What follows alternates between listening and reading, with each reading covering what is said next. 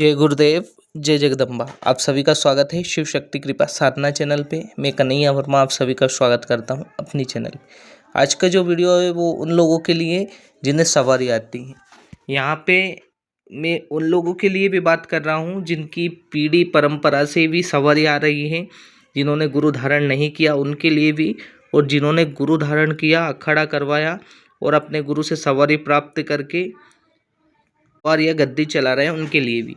सबसे मुख्य बात यह है कि आपके पास किसी भी देवी या देवता की जिनकी भी आपको सवारी आती है, उन देवी देवताओं की मुख्य चीज़ होती है नियम परहेज।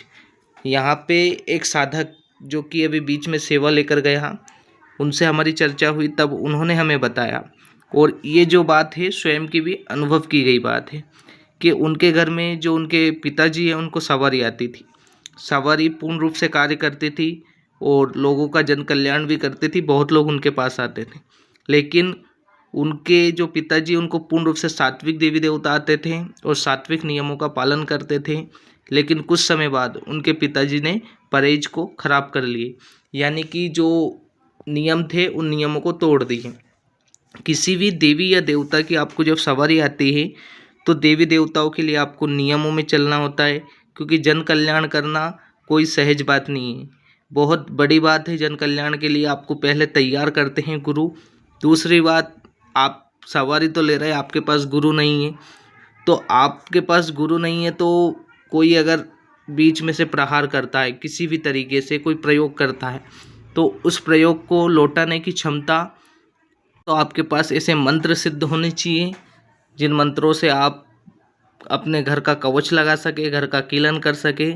ये चीज़ आपके पास होना चाहिए। अपने शरीर का बंधन कोई आपके ऊपर कोई प्रयोग कर देता है सवारी के समय, क्योंकि सवारी के समय आप किसी भी व्यक्ति का रोग हटाते हैं तो वो रोग पहले घर आता है, और फिर घर आता है तो वो घर में समस्या के रूप में है और उसको आप आसानी से हटा नहीं सकते। फिर आप भी अन्य दरबारों में चक्कर लगाते हैं। अब यहाँ बात जो है वो सवारी की मैं कर रहा हूँ, तो उस व्यक्ति को जो देवी देवता आते थे, उस देवता के द्वारा उन्होंने बहुत जन कल्याण किया, प्रतिष्ठा भी प्राप्त की, मान सम्मान सारी चीज़ें। लेकिन कुछ समय बाद जिसको सवारी आती थी, जिस व्यक्ति को जो भक्ताई करता था, उस व्यक्ति ने परहेज खराब कर लिए। जब परहेज बिगड़ जाते हैं भगत के या भक्ताई करने वाले के, जो सवारी लेता है, जो जन कल्याण करता है, तो उसमें जो देवता की क्रिया है वो पूर्ण रूप से चल नहीं पाती, यानी कि उस देवता को बिटाल लिया। हमारे ग्रामीण क्षेत्र में एक भाषा है बिटाल दिया, यानी कि उस देवता को गंदगी में रख दिया, यानी कि अशुद्धि में डाल दिया, तो वो देवता फिर पूर्ण रूप से कार्य नहीं कर पाते। इसीलिए जो भी साधक तंत्र मार्ग में जो सवारी, जो भक्ताई करना चाहते हैं, जो देवताओं की कृपा या देवताओं को प्राप्त करना चाहते हैं, गद्दी चलाना चाहते हैं, वो देवता की पहले सेवा करें। सेवा करने के बाद आपको जो नियम दिए जाते हैं गुरु के द्वारा, उन देवताओं के उन नियमों को आपको करना होता है। आपके गुरु नहीं है और आपकी पीढ़ी दर पीढ़ी सवारी जो आ रही हैं, उस सवारी के खुद बोल देती है कि हमारे इन इन नियमों का पालन आपको करना होगा, तब जाके हम ये कार्य करेंगे। पूर्ण रूप से एक भक्ताई करने वाले को जो जन कल्याण करता है उसको उन परे जो नियमों में रहना पड़ता है। ऐसा नहीं किसी के घर का खान पीन कर लिया। बहुत से जो देवी देवताओं को चलाते हैं सात्विक रूप में, उन्हें सब चीज़ों का पालन करना होता है।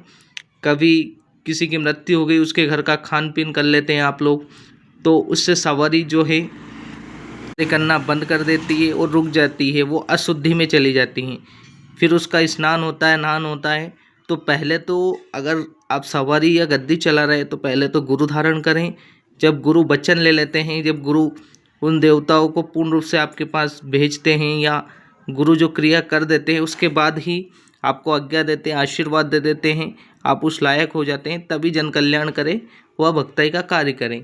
और जिनके पास गुरु नहीं है वो कम से कम अपने घर का कवच, कीलन, ये चीज़ें तो पहले सीख ले, ताकि आपके घर का भी जो आप रोग वहाँ से हटाते हैं तो वह रोग आपके घर में ना जाए, किसी भी प्रकार की नकारात्मक ऊर्जा ना जाए, और घर का बंधन आदि क्रियाएं पहले आपको आना ही चाहिए, या आपके देवता के द्वारा वो क्रियाएं करवा लें।